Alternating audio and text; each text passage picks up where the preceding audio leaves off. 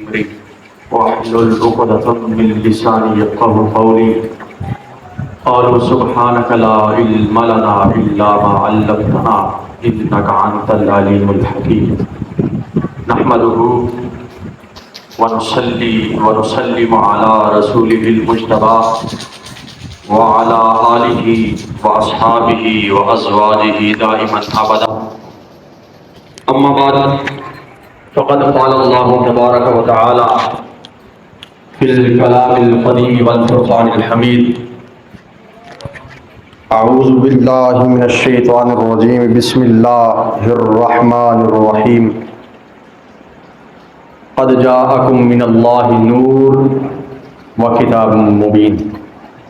آمنت بالله صدق الله مولانا العظيم وصدق رسوله النبي الكريم الأمين ونحن على ذلك لمن الشاهدين والشاكرين والحمد لله رب العالمين. اما بعد فقد قال الله تبارك وتعالى في شان حبيبه مخبرا وآمرا وحاكما وشاهدا: ان الله وملائكته يصلون على النبي یا ایھا الذین آمنوا صلوا علیہ وسلموا تسلیما. بابا جی بلند درود پاک: الصلاۃ والسلام علیک یا سیدی یا رسول اللہ وعلی آلک واصحابک یا سیدی یا حبیب اللہ. الصلاۃ والسلام علیک یا سیدی یا خاتم النبیین وعلی آلک واصحابک یا سیدی یا راحۃ للعاشقین. بندہ پروردگارم امت احمد نبی دوست دار چار یارم تابع اولاد علی مذہب حنفیہ دارم ملت حضرت خلیل خاک پائے غوث اعظم زیر سایہ ہر ولی. حمد و ثنا درود و سلام کے بعد اللہ جل وعلا کا احسان عظیم کہ جس نے ہم سب کو اشرف المخلوقات تخلیق فرمایا، نبی کریم رؤوف الرحیم علیہ تحیت و تسلیم کی امت میں پیدا فرما کر احسان عظیم کے ساتھ سرفراز فرمایا. یہ نہیں سوچنا کہ ہم تھوڑے ہیں، لیکن یہ سوچیں کہ حضور علیہ الصلوۃ والسلام کے چنے ہوئے ہیں، نگاہ مصطفیٰ میں آ چکے ہیں اور دنیاوی مصروفیات کو ترک کر کے حضور علیہ الصلوۃ والسلام کے در کی خیرات حاصل کرنے کے لیے اللہ کے گھر میں آئے بیٹھے ہیں. علامہ کاشف فریدی صاحب نے حکم دیا، ان کے حکم کی تعمیل کرتے ہوئے موضوع مجھے دیا گیا نورانیت مصطفیٰ صلی اللہ علیہ وسلم. الحمدللہ اہل سنت اہل جنت کا یہ 1400 سال سے عقیدہ رہا ہے اور تا قیامت یہ عقیدہ رہے گا کہ حضور علیہ الصلوۃ والسلام کل بھی نور تھے، آج بھی نور ہیں اور ہمیشہ نور ہی رہیں گے. اس کی وجہ کہ رب کائنات نے اپنی لاریب کتاب قرآن مجید فرقان حمید میں صریح الفاظ کے ساتھ ہمیں یہ بتلا دیا: قد جاءکم من اللہ نور و کتاب مبین، کہ تحقیق تمہارے پاس اللہ کی طرف سے نور آیا اور روشن کتاب آئی. عام طور پر جب کوئی بندہ کہیں سے آتا ہے تو لوگوں کے ذہنوں میں یہ 3 سوال ریگولر ہوتے ہیں کہ یہ کون ہے، کہاں سے آیا ہے اور کس لیے آیا ہے. میری باتوں کی سمجھ آ رہی؟ اردو سمجھ سکتے ہیں، میں ذرا پنجابی ذرا کمزور ہے. کہ کون آیا، کدھر سے آیا اور کیا کرنے کے لیے آیا. ماشاءاللہ ماشاءاللہ. تو اس کا جواب رب کائنات نے اپنی لاریب کتاب قرآن مجید فرقان حمید کے اندر ارشاد فرما دیا. اس سے پہلے میں مثال دیتا چلوں کہ میرا نام محمد جنید ہے. آپ کے ذہنوں میں یہ خیال آتا ہوگا کہ یہ کون ہے، کہاں سے آیا اور کس لیے آیا. ماشاءاللہ. علامہ صاحب نے اعلان کیا ہوگا کہ محمد جنید صاحب آئے گا، تقریر کرے گا، فلاں جگہ سے آ رہا ہے. تو مثال آپ کو یہ دے رہا ہوں کہ میرا نام محمد جنید، میں کمالیے سے ہی آیا ہوں اور آپ کے سامنے حضور علیہ الصلوۃ والسلام کی کچھ باتیں اور آقا علیہ الصلوۃ والسلام کا نور ہونا آپ کے سامنے بیان کروں گا۔ سبحان اللہ، سبحان اللہ۔ اسی طرح جب آقا علیہ الصلوۃ والسلام دنیا میں مبعوث ہوئے، لوگوں کے ذہنوں میں یہ خیال آیا کہ یہ کون ہے، کہاں سے آیا، کیا کرنے کے لیے آیا، تو اللہ جل وعلا نے قرآن مجید فرقان حمید میں یہ نازل فرما دیا، مولا کہاں سے آیا؟ تو رب کائنات نے فرمایا قد جاءکم من اللہ، تحقیق تمہارے پاس آیا اللہ کی طرف سے۔ واہ واہ، تو پہلے سوال کا جواب ہمیں مل گیا کہ کہاں سے آیا؟ اللہ کی طرف، اللہ کی طرف سے۔ واہ واہ۔ دوسرا سوال کون آیا؟ تو اس کا جواب بھی رب کائنات نے ارشاد فرمایا من اللہ نور، واہ واہ واہ، اللہ کی طرف سے نور آیا۔ واہ واہ اور واہ، تیسرا سوال کیا کرنے کے لیے آیا؟ تو اس کا جواب بھی قرآن مجید میں آیا ہے وَيُزَكِّيهِمْ، واہ واہ واہ، تاکہ تمہارا تزکیہ نفس کرے، جی۔ تمہارے دلوں کو پاک صاف کرے۔ جب تمہارا دل پاک صاف ہو جائے گا، سبحان اللہ، اس کے بعد کیا ہوگا؟ تمہارا دل بھی پاک، دماغ بھی پاک، ظاہر بھی پاک، باطن بھی پاک۔ جب تمہارا دل اور ظاہر سب پاک ہو گیا، تب تمہیں عبادت کرنے کے لیے جب رب کائنات کی بارگاہ میں کھڑا ہونا ہوگا تو تمہیں حضوری والی عبادت حاصل ہوگی، واہ واہ، سبحان اللہ، تمہیں حضوری والی، حضوری والی عبادت۔ ماشاء قد جاءکم من اللہ نور، واہ واہ، اللہ کی طرف سے کون آیا؟ نور آیا، نور آیا۔ واہ واہ، اور اہل سنت کا یہ ہمیشہ عقیدہ ہے۔ ایک اور مثال دیتا چلوں کہ جب بندہ آئینے کے سامنے کھڑا ہوتا ہے تو آئینے کے اندر اس کو کیا چیز نظر آتی ہے؟ اپنا چہرہ، اپنا چہرہ، واہ، اپنا عکس، اپنے پرتاؤ، اپنا جلوہ، واہ واہ، اپنا جلوہ، اپنا پرتاؤ، اپنا عکس نظر آتا ہے۔ تو حدیث قدسی ہے، رب کائنات نے فرمایا کنت کنزا مخفیا، میں چھپا ہوا خزانہ تھا، تو جب میں نے چاہا کہ میں ظاہر ہو جاؤں لوگوں کے سامنے، میں نے چاہا کہ میری ربوبیت ظاہر ہو، تو میں نے وحدت کا آئینہ سامنے رکھا، سبحان اللہ، تو اس میں میرا عکس آیا۔ جس وقت اس میں میرا عکس آیا تو میں نے اس کو دیکھا، مجھے اس عکس کے ساتھ محبت ہو گئی، اور وہی عکس نور محمدی بن کر دنیا میں جلوہ فروز ہو گیا،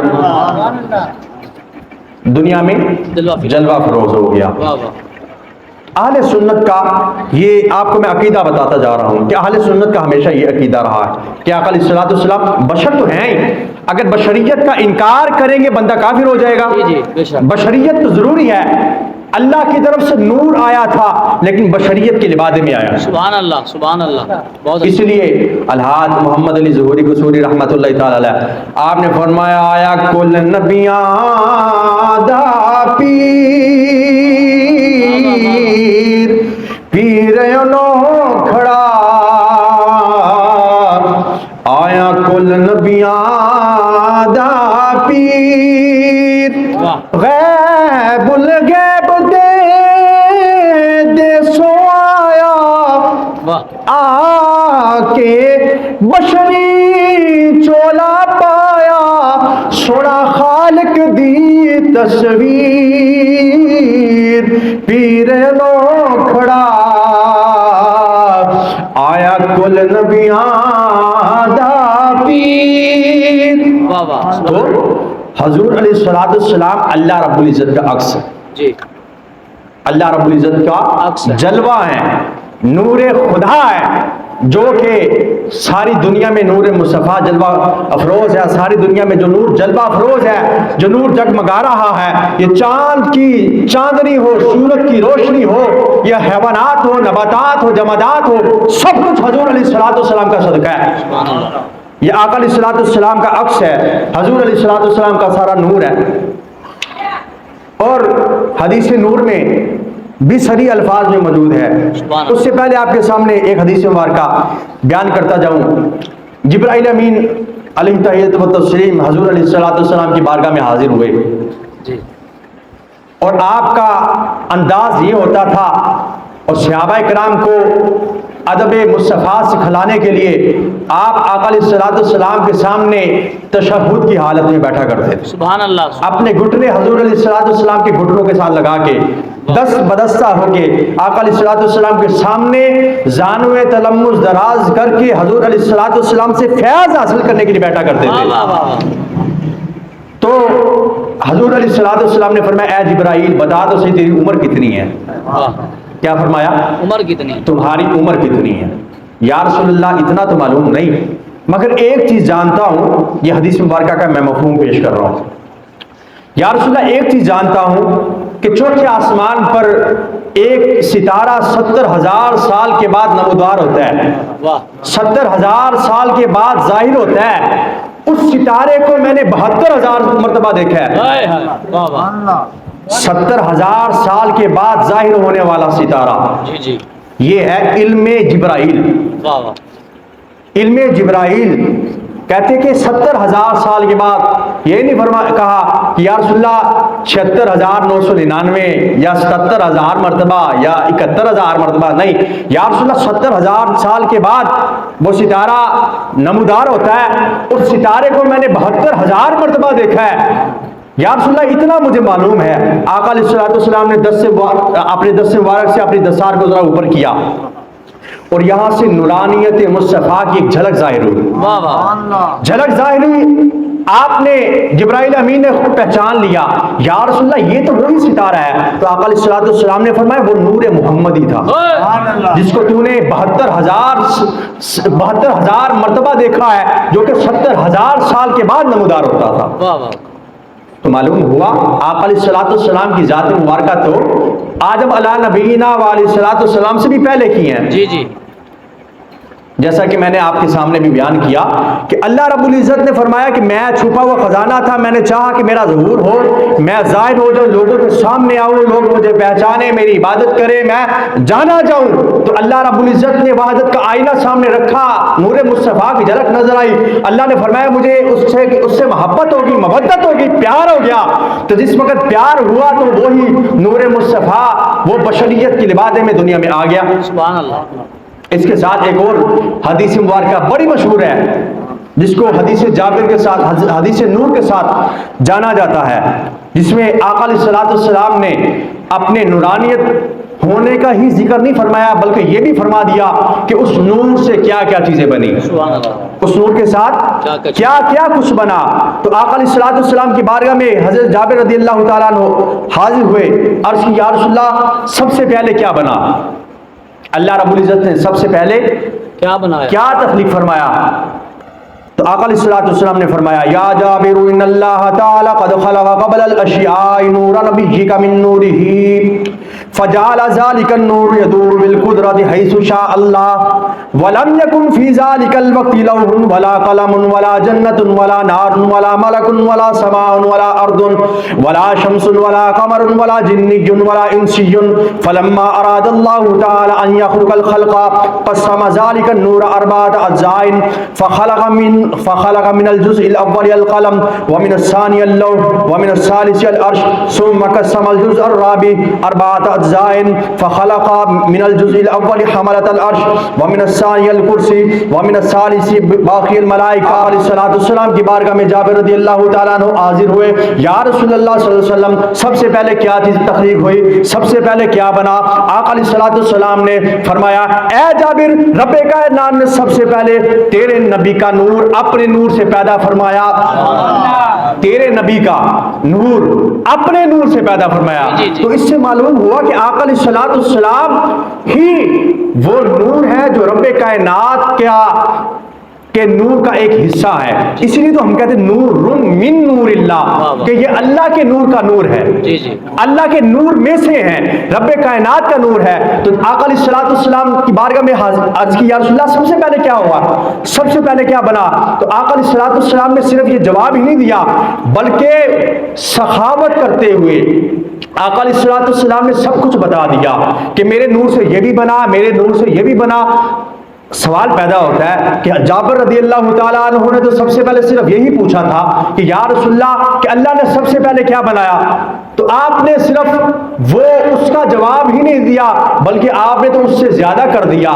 تو اس کا جواب یہ ہے کہ جب حضور علیہ الصلوۃ والسلام کی بارگاہ سے اگر کوئی دولت مانگتا ہے تو آقا علیہ الصلوۃ والسلام دولت کی اتنی سخاوت کر دیتے ہیں کہ اگر حاتم طائی کے 7 دروازوں سے ایک فقیر جا کے مانگے 7 دروازوں سے ملے، اور آقا علیہ الصلوۃ والسلام کے ایک دروازے سے اتنا کچھ مل جائے کہ اس کو 7 دروازوں کی طرف جانے کی ضرورت ہی نہ پڑے۔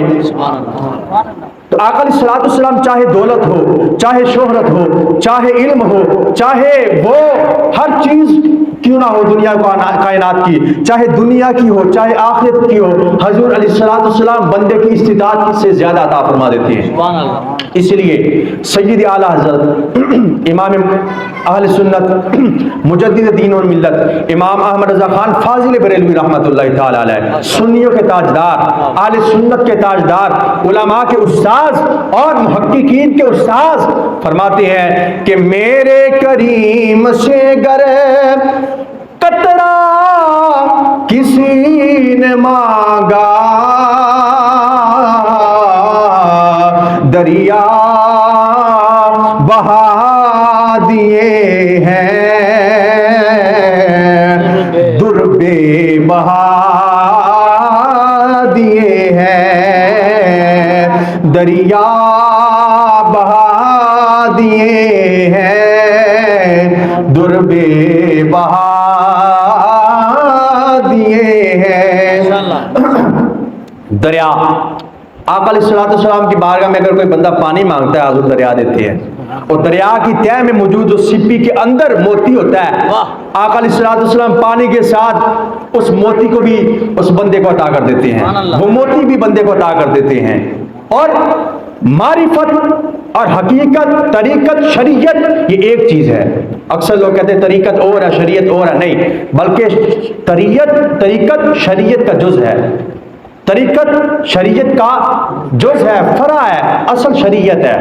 جب بندہ شریعت کے دائرے میں رہ کر پیری مریدی کرتا ہے یا طریقت کے فرائض انجام دیتا ہے تو اس میں وہ کامیابی حاصل کرتا ہے۔ بے شک ظاہری طور پر تو کلین شیف وہ بھی پیر بنا بیٹھا ہے، ظاہری طور پر تو اس کے پاس بڑا مال ہے، بڑی دولت ہے، لیکن اس کے پاس اصل نہیں ہے، شریعت نہیں ہے۔ جب اصل نہیں ہے تو فرع کی ضرورت کیا؟ جی جی، جب اصل موجود نہیں ہے تو اس کے پاس اگرچہ طریقت ہو لیکن وہ طریقت کے رموز اور معارف کو نہیں پہنچ سکتا۔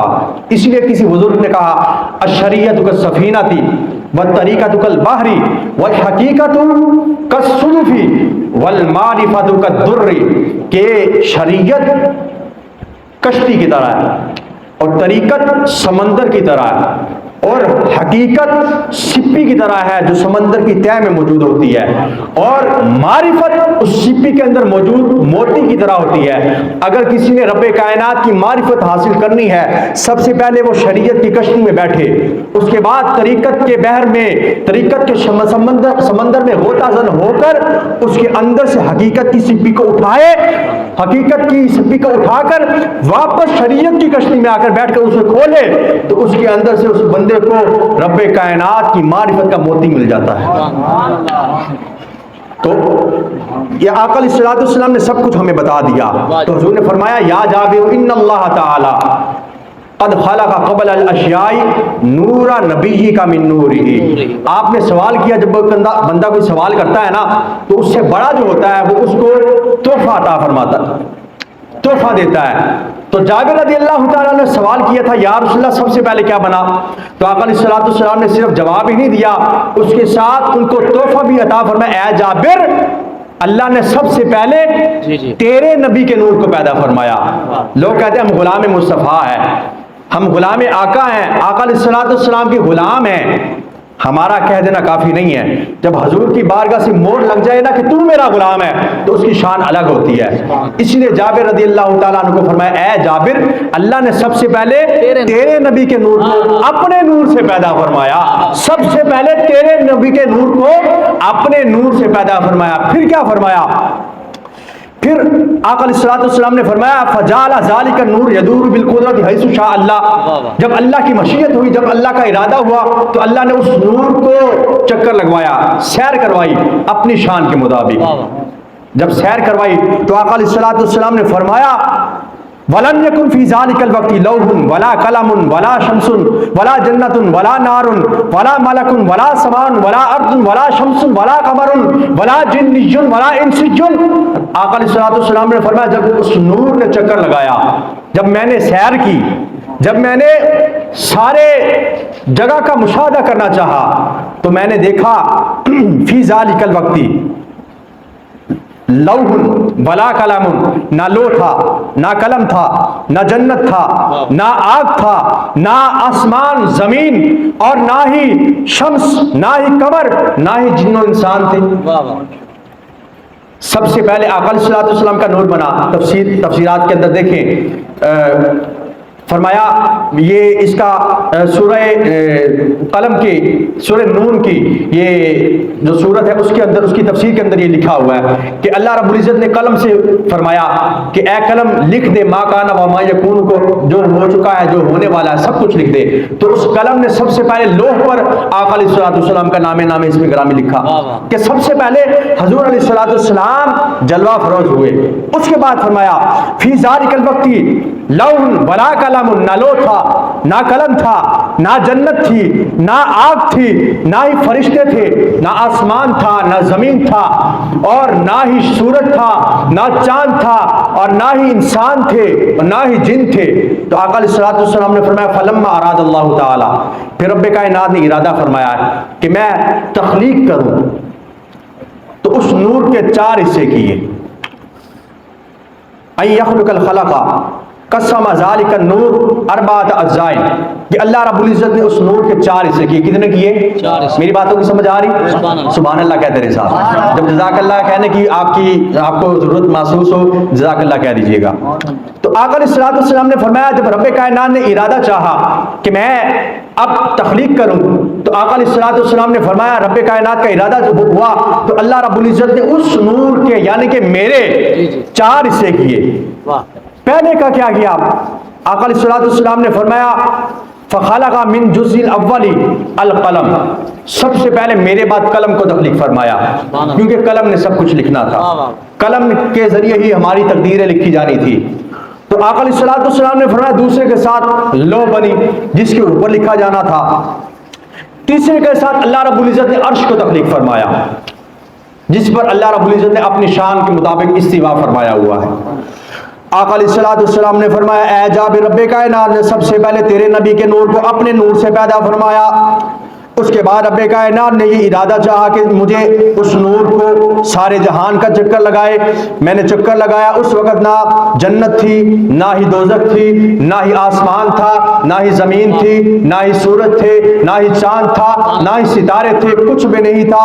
آقا علیہ الصلوۃ والسلام نے فرمایا کہ رب کائنات نے ارادہ چاہا کہ میں کوئی تخلیق فرما دوں، تو اللہ رب العزت نے اس نور کے 4 حصے کیے، ایک جس کے ساتھ قلم بنایا، دوسرے کے ساتھ لوح کو تخلیق فرمایا، تیسرے کے ساتھ عرش کو تخلیق فرمایا، پھر چوتھے حصے کے 4 اجزاء کیے، 4 حصے کیے۔ ان میں سے پہلے کے ساتھ رب کائنات نے عرش کو اٹھانے والے فرشتوں کو تخلیق فرمایا، اور دوسرے کے ساتھ اللہ رب العزت نے کرسی کو تخلیق فرمایا، تیسرے کے ساتھ رب کائنات نے باقی فرشتوں کو تخلیق فرمایا، پھر چوتھے کے ساتھ اللہ رب العزت نے 4 حصے تقسیم کیے، اور اس چوتھے کے ساتھ رب کائنات نے 4 حصے کر کے پہلے کے ساتھ مومنین کی آنکھوں کے نور کو پیدا فرمایا، دوسرے کے ساتھ اللہ رب العزت نے ان کی معرفت کے نور کو پیدا فرمایا، النور معرفت اللہ تعالی، دلوں کا نور جو کہ اللہ تعالیٰ کی معرفت ہے، اور تیسرے کے ساتھ رب کائنات نے ان کے نفسوں کو پیدا فرمایا، ان کی جانوں کو پیدا فرمایا، جو کہ توحید ہے، اور توحید کیا ہے؟ وہ لا الہ الا اللہ محمد رسول اللہ ہے۔ پھر آقا علیہ الصلوۃ والسلام نے فرمایا رب کائنات نے اس توحید پر، اس کلمے پر، لا الہ الا اللہ محمد رسول اللہ پر اپنی نظر فرمائی، نظر رحمت فرمائی، تو اس توحید کے نور پر، اس لا الہ الا اللہ محمد رسول اللہ کے ماتھے پر پسینہ آیا، ماتھے پر پسینہ آیا، تو آقا نے یہ بھی فرمایا کہ اس کے کتنے قطرے تھے؟ حضور نے فرمایا اس کے 1,00,000 قطرے تھے، جس کے ساتھ اللہ رب العزت نے ساری کائنات کو تخلیق فرما دیا۔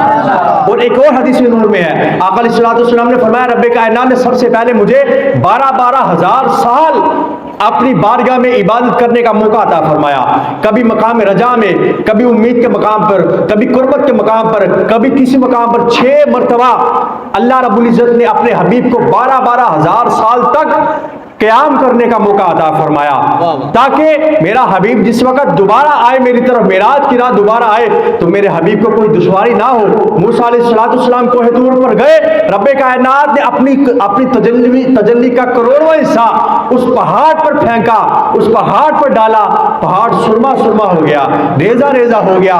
وہ پہاڑ برداشت نہ کر سکا۔ جب آقا علیہ السلام دوبارہ معراج پر گئے، معراج کی رات اللہ کی بارگاہ میں دوبارہ گئے تو آقا علیہ السلام کے بارے میں رب کائنات نے فرمایا نہ آگ جھپکی اور نہ ہی میرا محبوب گمراہ ہوا، نہ ہی ادھر ادھر بھٹکا، میرا حبیب ٹکٹکی باندھ کر مجھے دیکھتا رہا، آنکھوں کے سر کی آنکھوں کے ساتھ مجھے دیکھتا رہا۔ یہ نور مصطفیٰ ہے۔ تو ہمارا عقیدہ یہ رہا ہے کہ جو بھی چیز بنی ہے، یہ تاروں کی جھلمن، یہ سورج کی روشنی، یہ رات کی، یہ چاند کی چاندنی، یہ سب کچھ حضور کا صدقہ ہے۔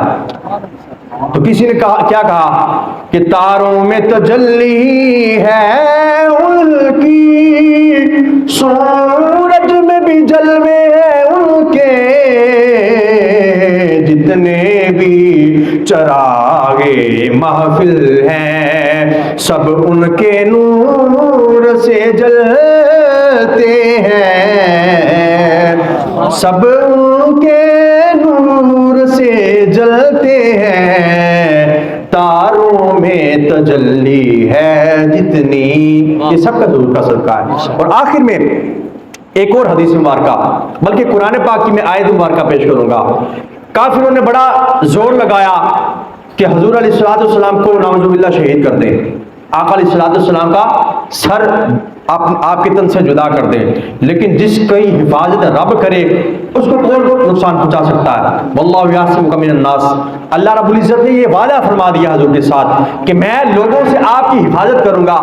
پہلے کسی نبی سے وعدہ نہیں کیا، پہلے انبیاء کرام کو شہید کر دیا گیا، ان کی امتوں نے قتل کر دیا، ایک وقت میں 50 انبیاء کو قتل کر دیا گیا، اور فرمایا گیا کہ صبح کے وقت اٹھے 50 انبیاء کو شہید کر دیا گیا، اور جو ان کے ماننے والے تھے جنہوں نے منع کیا تھا شام کے وقت تقریباً 200 کے قریب وہ لوگ تھے، ان کو بھی قتل کر دیا۔